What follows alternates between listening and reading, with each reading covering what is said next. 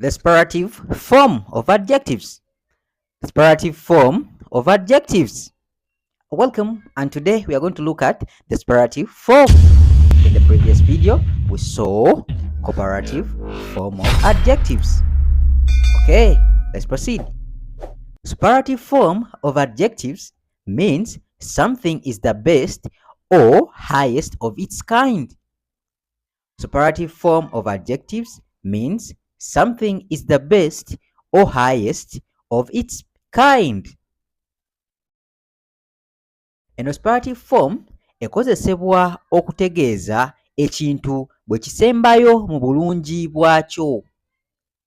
Ekozesebwa okutegeeza ekintu bwe kisembayo mu bulungi bwakyo. In simple terms, the best of the best. Ekisingayo mu byonna. Okay, the suffix est is added to the adjective. The suffix est is added to the adjectives, and we further looked at suffixes. If you didn't watch my video about suffixes, visit playlist 1. Ennukuta est bazongerako ku nakongeza linnya. Ennukuta est bazongerako ku nakongeza linnya eno. Ennukuta est bazongerako ku nakongeza linnya eno. It is mostly used when comparing 3 or more items. It is mostly used when comparing 3 or more items. Etera kukozesebwa okugeraageranya ebintu bisatu oba n'ebisingawo.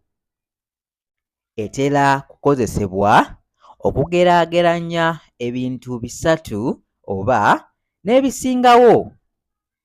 A point to note here. Remember, comparative form is mostly used when comparing two things, while in superlative form, it's mostly used when comparing 3 or more items. At times, most is added to the adjective. At times, most is added to the adjective.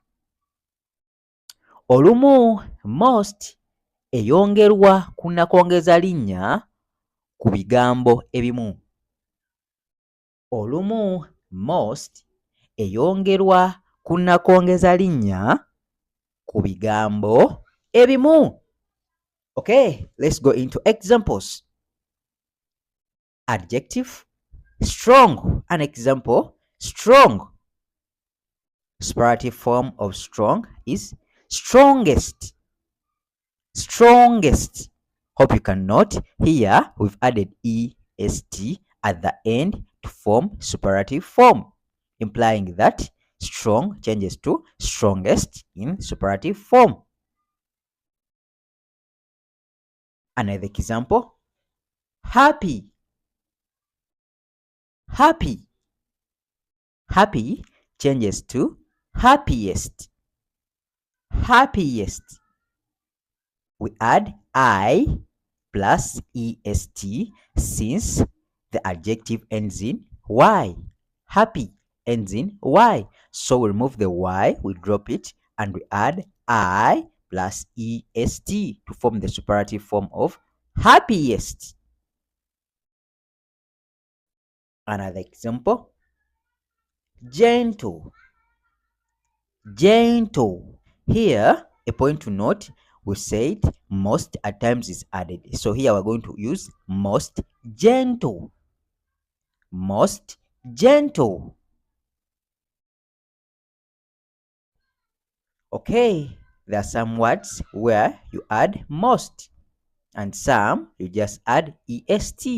Please note that. Examples. The black man is the strongest. The black man is the strongest. And the adjective strong changes to strongest, implying that he's the strongest. Omusajja omuddugavu y'asinga ekiwago. Omusajja omuddugavu y'asinga ekiwago.